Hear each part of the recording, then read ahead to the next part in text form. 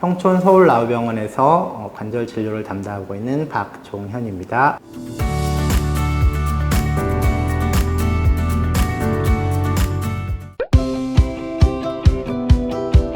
오늘은 석회성 건염에 대해서 같이 이야기해보는 시간을 갖도록 하겠습니다.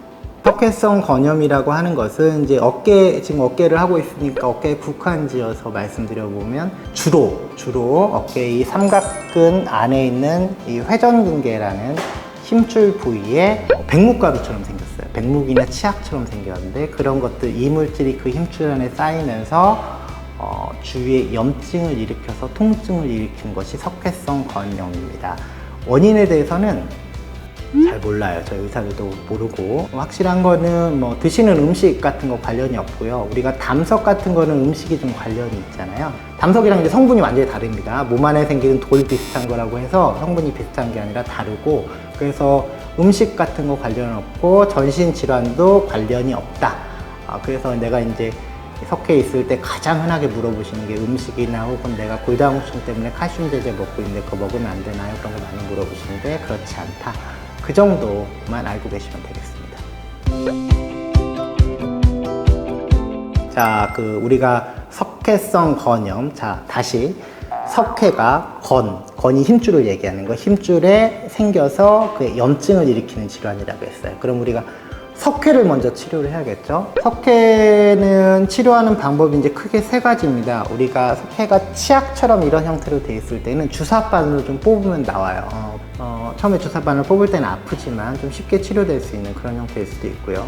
보통 많이 하는 게 이제 보통 치약 같은 형태인 경우보다 이제 백묵처럼 이런 경우가 많이 있는데, 그런 경우는 물리치료실에서 체외충격파 많이 들어보셨을 거예요. 외부에서 물리치료실에서 초음파를 이제 세게 두드려서 석회를 부순다라고 표현을 하는데, 단순히 부수는 건 아니고 주위 조직을 흡수를 촉진시키는 건데, 일반인 수준에서는 그냥 부순다고 알고 계셔도 되겠습니다. 부숴서 몸에 흡수가 돼서 소변을 통해 빠져나오게 하는 그런 치료를 이제 첫 번째로 하고요. 이제 문제는 그렇게 해서 안 없어지는 경우가 문제겠죠. 그렇게 해서 안 없어지는 경우는 우리가 이제 석회를 치료하는 게 아프니까 치료하는 거예요. 이거 너무 당연한 얘기다 이렇게 생각하실 수 있는데, 회전근개 파열이랑 차이가 뭐냐면, 우리가 회전근개가 어느 이상 파열되어 있을 때는 우리가 똑같이 통증 조절하는 치료를 할 수는 있지만 그 사이에 힘줄 파열은 점점 진행이 됩니다. 그래서 힘줄이 어느 이상 찢어져 있을 때는 내가 통증 조절하는 치료를 하는 순간 계속 힘줄은 더 나빠져요. 그러니까 시간을 두면 점점 나빠지는 거죠. 석회는 기본적으로는 우리가 보존적인 치료, 그러니까 통증 조절하는 치료를 하면서 시간을 끈다고 해서 석회가 더 커진다고 생각할 필요가 전혀 없습니다. 그러니까 내가 체외충격파나 그런 거에서 안 없어지고 근데 약을 드시니까 별로 안 아프다. 그러면 아플 때 약 드시면서 지내는 것도 충분히 방법이 될 수가 있고요. 통증이 좀 심해서 충격파에서 안 없어지고 약을 드셔도 계속 아프시다. 그런 경우는 스테로이드 주사 맞자고 해요. 스테로이드 주사가 들어가서 안에 염증이 완화되면 일반적으로 통증은 많이 개선됩니다. 다만 이제 석회가 안 없어지면 증상이 재발하겠죠. 예를 들어서 주사 한번 맞고 괜찮았는데 6개월 뒤에 좀 심한 통증이 재발된다. 저 같으면 그냥 주사 맞고 살아요. 1년에 한 두세 번 정도 주사 맞는 건 괜찮거든요. 다만 스테로이드 주사라는 거는 제한적으로 쓰는 건 괜찮은데 너무 자주 쓰면 좋지가 않습니다. 그래서 충격파에서 안 없어지고 주사 맞아서 아픈 건 좋아졌는데 그 효과가 한두 달도 못 가고 자꾸 그런 식으로 재발한다. 그런 경우는 주사를 이렇게 자주 맞는 거는 내 몸에 힘줄에 좋지가 않습니다. 차라리 근본적으로 석회를 제거하는 수술을 해서 제거하는 게 좋겠습니다. 이런 식으로 말씀을 드립니다.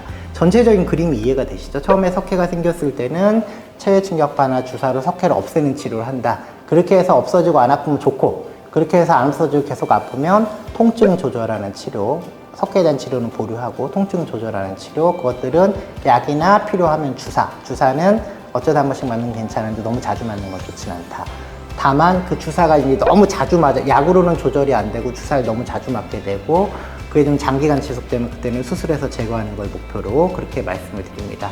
마지막으로 꼭 강조를 하는 게, 어깨는 어떤 질환이 있든 아프면 내가 아픈 동작을 피해서 움직이거든요. 그래서 실제로 석회에 있는 환자분들도 통증이 극심해져서 내원하시는 경우에 석회 때문에 그런 경우도 있지만 나 6개월 전부터 석회라고 들었는데 치료 계속 받아도 점점 더 아파서 지금은 너무 아파요. 그런 경우에 석회 때문에 그런 경우도 있지만 아프니까 자꾸 덜 아픈 범위에서 움직이고 안 움직이면서 어깨가 굳어서 일종의 일종의 오십견처럼 어깨가 굳는 게 동반되면서 더 아파지는 경우가 많습니다. 그래서 본인이 석회 때문에 아프다고 알고 내원하셨는데 치료는 오십견 치료하는 경우 굉장히 많거든요. 그래서 석회가 있는 분들은 항상 내가 무의식적으로 덜 아픈 몸에서 움직여서 굳으면 더 아파진다고 하니 석회 있는 분들은 굳지 않게 예방적으로 스트레칭을 항상 하셔야 된다는 거를 외래에 내원하시는 모든 분들한테 강조를 합니다. 이 사실은 꼭 알고 계셨으면 좋겠습니다.